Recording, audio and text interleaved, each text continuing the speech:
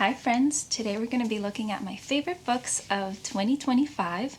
I have 10 books to share with you in lots of different genres. I've got fiction, nonfiction, classics, and then also a sci-fi, a fantasy, and a poetry collection. And everything is going to be time-stamped down below, so you can hop around if you need to, but we can get right into it. And I'm going to start with Hollow by Brian Catling. And this is a dark fantasy that follows 3 different perspectives that switch every other chapter. And we start out with a caravan of mercenaries that are transporting this new oracle to a monastery where it will fulfill its destiny of protecting the church. And this oracle is this disgusting little creature that needs to feed on bone marrow that has been infused with people's worst sins. And so that is how this group of mercenaries has been selected. They're basically the cream of the crop of worst humans possible. And so, yeah, that's how we start out. And then the other 2 perspectives are from the point of view of the monastery, so we get to see what some of the monks are up to, and also a woman in a nearby town.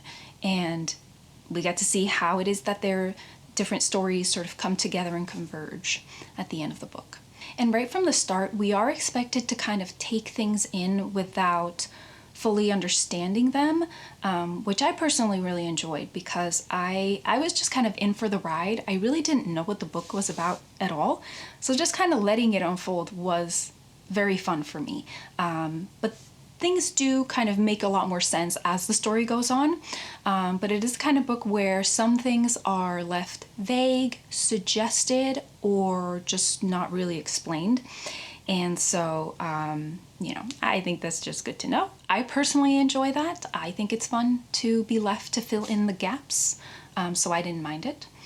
But it is also kind of unusual in the writing style.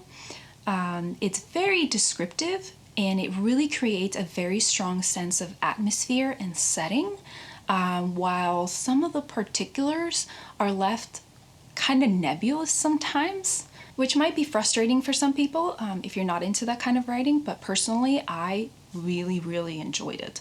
And I'm not sure why, but initially I expected this book to be very, serious, but it's really not. It really juxtaposes a lot of dark, violent things happening alongside some really absurd things happening, which, I think that's just kind of realistic in the sense that you really do have some very dark things and very absurd things happening at the same time in the world. I think we all know that. But I also think that where that really comes from is from the inspiration for this book, which were paintings by 2 Renaissance painters, Hieronymus Bosch and Peter Bruegel the Elder. They have these particular paintings that are like tapestries, these really large scenes with lots of different stories unfolding throughout them. And Brian Catling was inspired by these particular images that had crazy scenes going on and trying to imagine what it would be like to be in that world, in those scenes.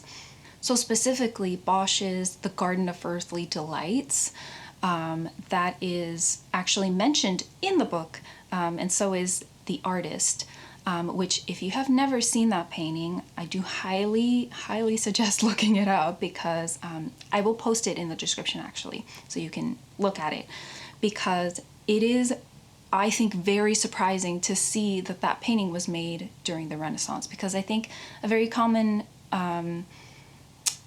expectation or vision of the Renaissance to have is that it was, very scientific and enlightened and rational, but that's definitely not the whole story, because you had paintings like this that just existed as well, and they're full of these really dark, surreal imagery and symbols depicting like human sin and hell and things like that in the most incredibly imaginative ways. It's just so surprising to see that. I think I was blown away. And so a lot of the strange creatures interacting with these strange human figures in these paintings is what inspired a lot of the strange creatures in the book. And it's very interesting to see them because they don't have a mythology attached to them. It's Brian Catling inventing what the purpose and personality characteristics of these creatures are, and kind of, their purpose in this story. So yeah, it's a little crazy, weird, and fun, but definitely in a dark way. But if you're looking for a different kind of take on fantasy, I ended up really enjoying it. And I appreciate a book that's concise, it's not super long. So there's that as well. And then the other thing that I wanted to mention is that the characters in this are not particularly likable. So for me, it was less about being very attached to the characters and more just seeing what was going to happen. I was really interested to see how it was that their stories were going to converge and how things would resolve. So very atmospheric, full of adventure and danger, which really adds to that dark feeling, which then is, balanced out by some of that kind of ridiculous absurdity sprinkled throughout. Next, I have some fiction or literary fiction, and it's 2 books in a series. There are more books in the series. These are just the 2 that I read this year. And so I have My Name is Lucy Barton and Anything is Possible by Elizabeth Strout. And so the first one is My Name is Lucy Barton, and it is about Lucy Barton and the time that she spends in a hospital.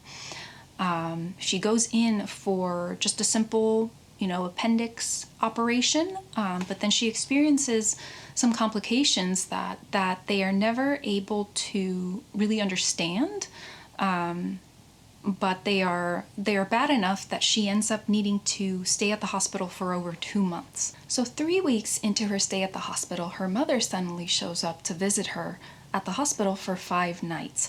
And this is very surprising to Lucy because she hasn't seen her mother in many, many years. And so it's through this visit that we get to learn about their relationship, their very complicated relationship, and about Lucy's very difficult upbringing and how she managed to leave her hometown and create a life for herself.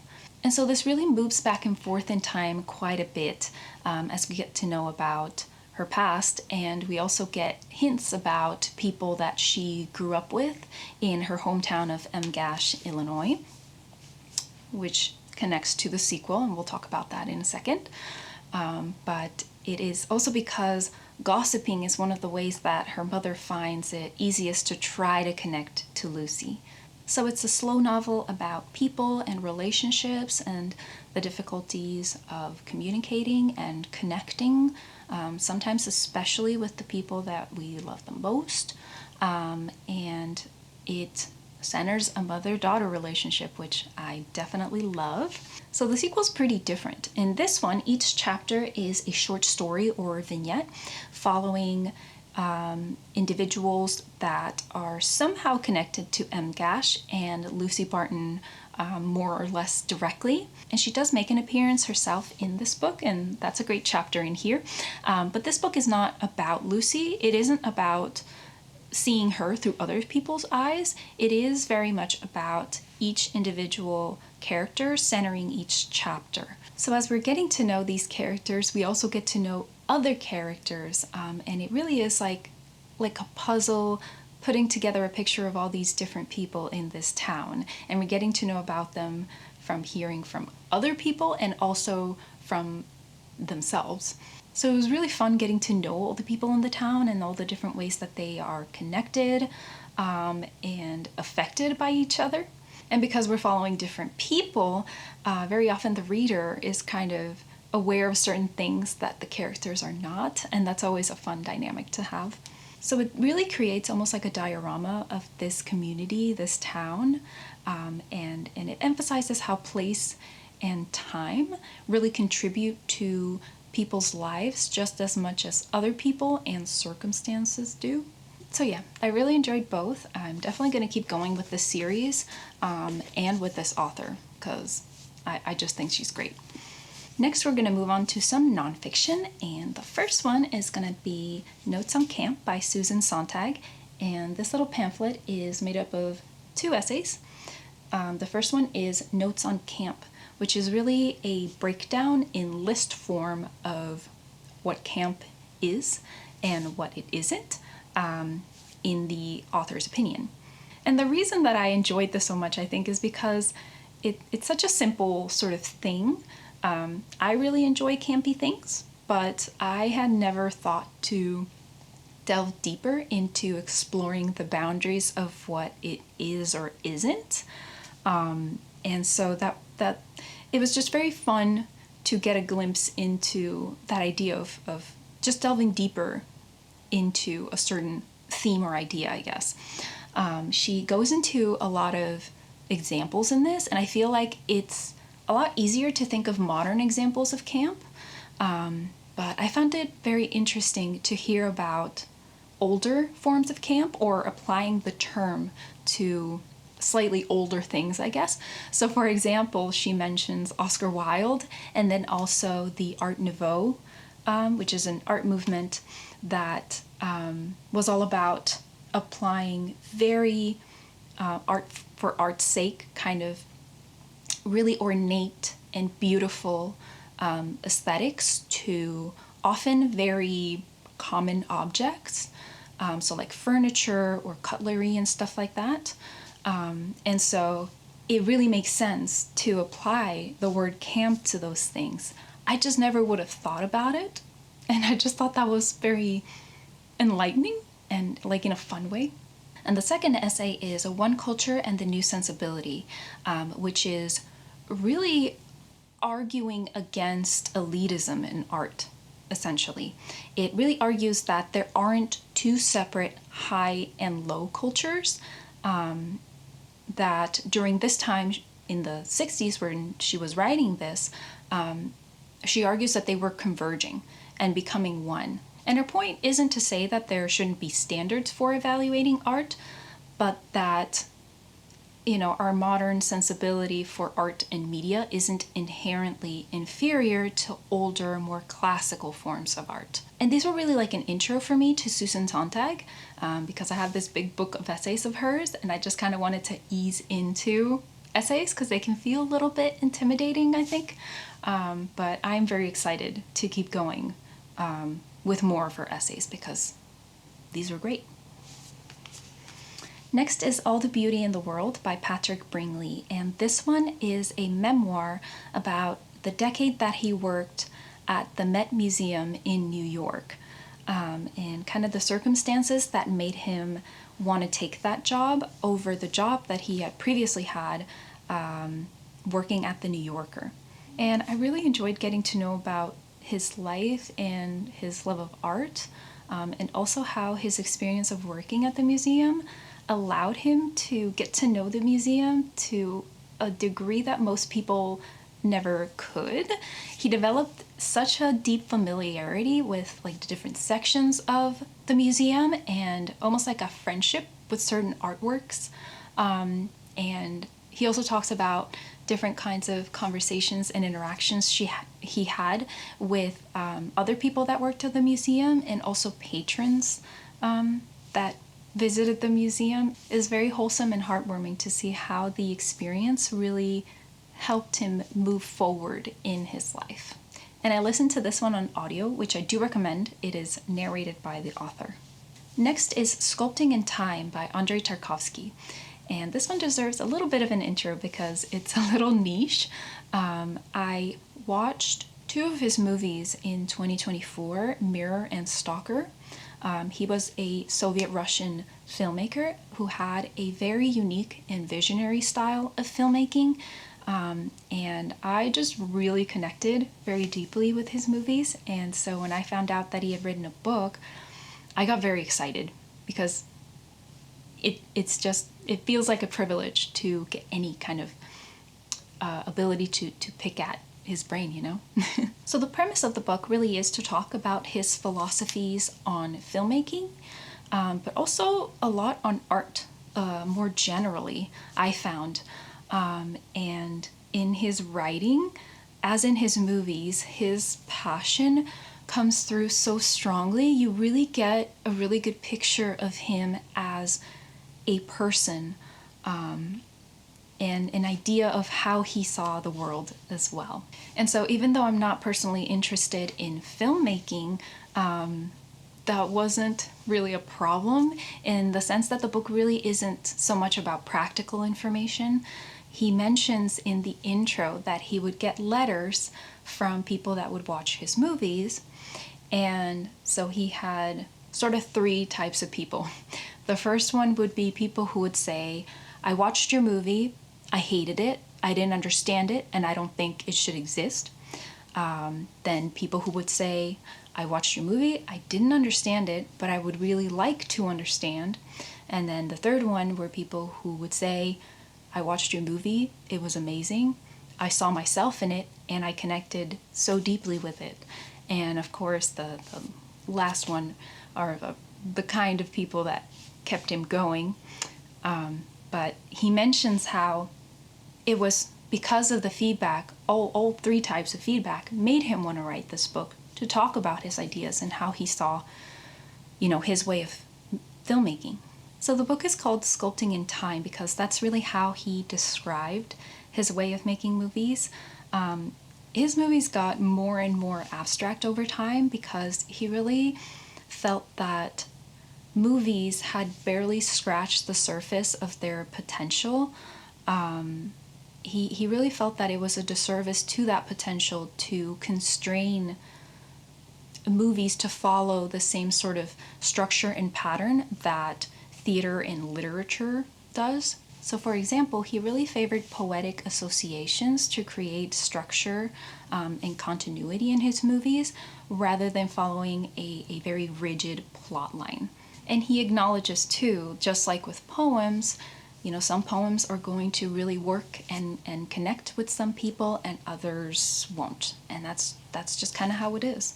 So I love learning about his views on art and his art. He has a very kind of old world view of making art and this kind of higher calling to make art, and to make art that speaks to life and speaks to people. And he also loved literature as well. He mentions literature quite a bit in the book as well, which I loved.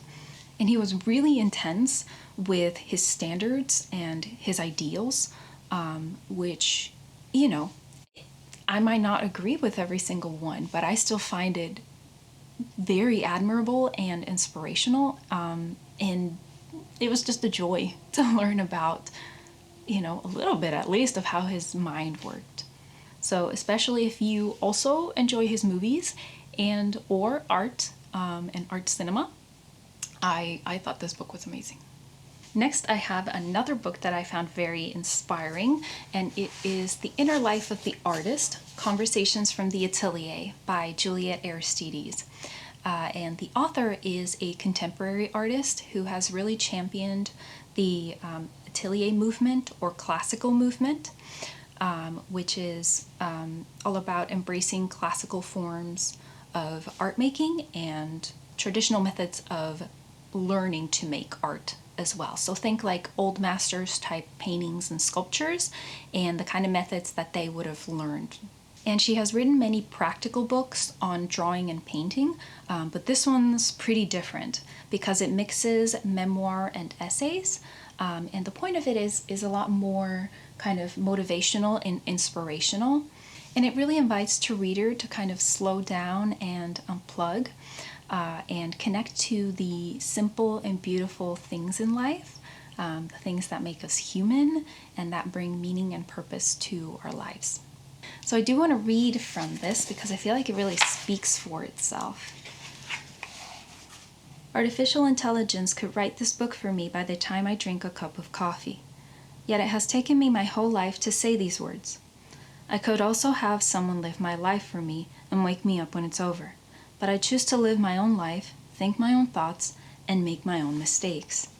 It's easy to slide into habit, to shut and bolt the door to opportunities outside of our immediate interests. We must open the door wide to experience. It makes a difference what we talk about, read, and watch, because we conform to the likeness of what we consume. When we put pen to paper, fingers to piano keys, eyes to great books, we cultivate the art of being human. Each skill builds a lattice of connection. You are the true subject of your art. We only become worthy of our calling by following it. How do you become an artist? Choose to be one and never stop. You don't need anyone's permission but your own. This is messy, so love the mess if you can. In the spirit of growth, let's waste a little time and embrace all that makes us human along the way. And it's just beautiful to look at. It's full of really contemplative paintings and drawings. And the author is also a big lover of literature. So there are lots of beautiful quotes throughout. And she also talks about the importance of reading and reading deeply and letting the things that you get from your reading really inspire your soul and your art. And it just feels to me like it has a really big focus on mindfulness. She doesn't mention that word specifically, but for example, she has a few suggested exercises sprinkled throughout the book that really kind of help you connect and be in the moment and connect to yourself as well. And it really is kind of geared towards artists or people who would like to be artists or at least learn to draw or paint.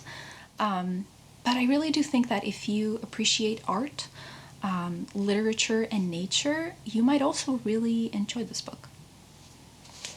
Next is The Way We Live Now by Anthony Trollope. It's a classic, and it was written as a social commentary, but I don't think it's meant to be like a satire or anything. I thought it was so incredibly funny.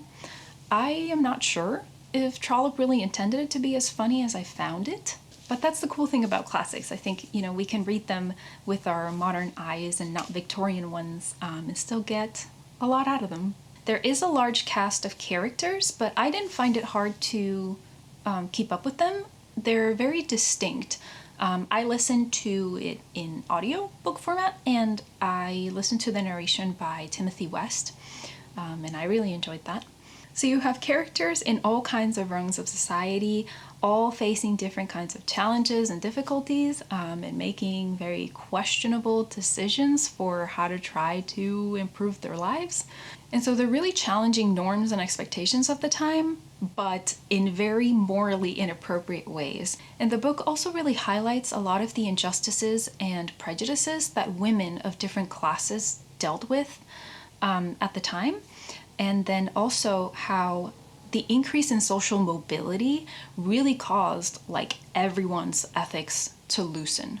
So for example, you have Mr. Melmotte, who is a foreigner with a kind of cloudy background, and everybody thinks that it's very questionable how he made his money, and he moves into town, and so even though everybody knows that it's a bit questionable how he made his money, they are still very eager to associate in any way they can to get a piece of that pie. And he is also a tyrant to his wife and to his daughter Mari. But his daughter Mari is very interesting. She's very headstrong. He wants her to marry some whoever for money, but she works very hard to try to get around her father to marry this guy that she fell in love with. And this young man is Sir Felix Carberry, who has a title, but negative money because he has debt. And he is pretty much a good for nothing who leads women on and is really just looking for an heiress to marry, and that is Mari, maybe. And his mother, Lady Carberry, has to work for a living, and so she writes books, but she is not good at it, and so she actually gets her books published by persuading her friends to do so in the publishing industry. And so she really dotes on her terrible son and is terrible to her much better daughter, Hedda, and she would really like Hedda to marry her cousin, who is financially stable and who actually really loves her, but she does not love him. So that's just some of the characters, but You have so many characters in these very distinct situations, all getting entangled with each other and trying to figure stuff out for themselves. And it is quite long, but I just loved being in it. I thought it was so much fun. And while in true Victorian fashion, there is a very strong moral message, I thought that the way that Trollope made his characters was just so good, because they are maybe a little bit exaggerated, but not overly so. They feel believable and flawed, and very dimensional, most of them anyway. And I just really enjoyed my time with them. I found myself sometimes rooting for the bad characters, or, sometimes it's like a love to hate kind of situation, and sometimes it's just funny. And also the narrator is very much a character in the story as well, and he's a very fun one too. I did find that he was a lot more judgmental of the characters than I was, but then I'm not a Victorian. Next I have a modern classic, and it is The Lover by Marguerite Duras. And this follows a young French girl living with her family in French colonial Indochina in the 20s and 30s. And the main story really revolves around the time that she was in a relationship with a very wealthy Chinese man when she was 15 years old. So the man is never named, and neither is the girl actually. He is just called The Lover, and while their relationship really is at the center of the book, it really is learning about the circumstances surrounding her life that really adds richness and complexity to the story. So it's a sad story, but not because the protagonist is like a sad, defenseless victim. Her family is white, French, and so they have some privilege because of that, but they're also really poor. And her family is also, some of the members of her family are abusive and neglectful. And so she really has no prospects, no future. But she knows what she wants. She wants to be a writer. And so starting this relationship with this man who lacks race privilege but has the privilege of money really gives her access to creating a future for herself. But a lot of this book is learning about her family and her background. It jumps back and forth in time quite a bit. And something that's really interesting within this book is also this constant tension between different elements of age, race, wealth, status, and also agency, who ultimately has agency. But what I think ultimately makes the book great really is the writing. It's just beautiful and poetic, and very appropriately devastating. Next is a poetry collection. This is Obit by Victoria Chang, and she really wrote this to express the things that she lost while she watched her parents grow older, deal with illness, and pass away. And it's described as a distillation of grief. So she's writing obituaries for like individual things that died or that she lost. So for example, the first one is her father's frontal lobe, because he had a stroke that left him disabled. But there are also other ones for friendship, logic, reason, which then she goes into what that looks like within the poems. It's such an effective way to explore grief, because you don't grieve once, you don't grieve one thing, you lose many small things. So it's a really great vehicle for exploring grief. And in between the obituary style poems, she also has other Tonka style poems where she's exploring what it was like to try to be a parent and parent while also carrying this grief, because that's really how it is. You don't get time off. Life keeps going, and you just kind of have to do your best to keep up. So I found this very relatable and cathartic. As I get older and I see loved ones get older and struggle with aging and health issues, there is something, kind of reassuring in hearing others' stories of dealing with similar things. It's just it's reassuring. You feel like you're not alone. And the last book is Ice by Anna Kavan. And this one snuck in right at the end of the year. So there's some recency bias there, but that's okay. I still think it would have made it to the list if I had read it earlier in the year. I mentioned in my last video that I'm not one to really fit like seasonal reading, but usually it's in the winter that I do feel like I kind of want to read something that's very like frosty and snowy, and this ended up being perfect for that. So this is experimental sci-fi, and it has a really strong sense of atmosphere, a really strong sense of setting, but a pretty unclear plot, and the continuity can be pretty spotty.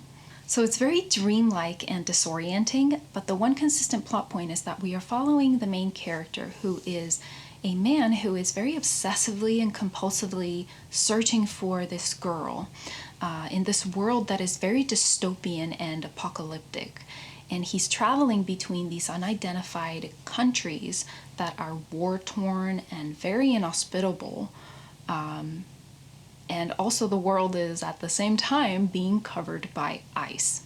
And something that really added to my enjoyment of this book, I think, is that while I was reading it, I did a little bit of research on the author, and she had a very tumultuous and difficult life. She struggled a lot with mental health issues and a heroin addiction, and those are just some of the things that she dealt with.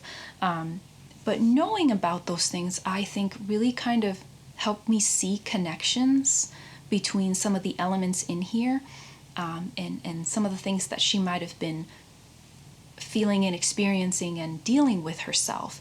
And that really helped me kind of see things in a more abstract way, which really helped me get a lot more out of the story, because it's really not meant to be taken in as a typical plot-driven kind of novel. So personally, I ended up really enjoying interpreting different elements of the story as sort of different parts of a kind of mental landscape. And I really do think that it's all about what you personally get from the experience of kind of following the narrator through this journey that feels very kind of meaningless, surreal, and very Kafkaesque as well at times, and making your own kind of interpretations and connections as you go. And even though the setting, atmosphere, and environment are all very like unsettling and uncomfortable, I couldn't look away. I wanted to be in it. And there's something very mesmerizing about the writing. It really has a lot of momentum, so it really like propelled me through the story. So I definitely read a lot less this year than I have in past years, which is okay. I talked in my last video about why that was the case, and that's totally fine. I embrace it. But I was happy that I still managed to find and read so many books that I ended up loving this year and that I get to share with you now. I ended up reading a lot of nonfiction, which I actually really enjoyed. It really fit the kind of frame of mind that I was in, but I am very excited to read a lot more in general, hopefully, and also just more and more varied. Yeah, I'm excited for that. So I hope you enjoyed the list. Thank you for watching, and I will see you next time.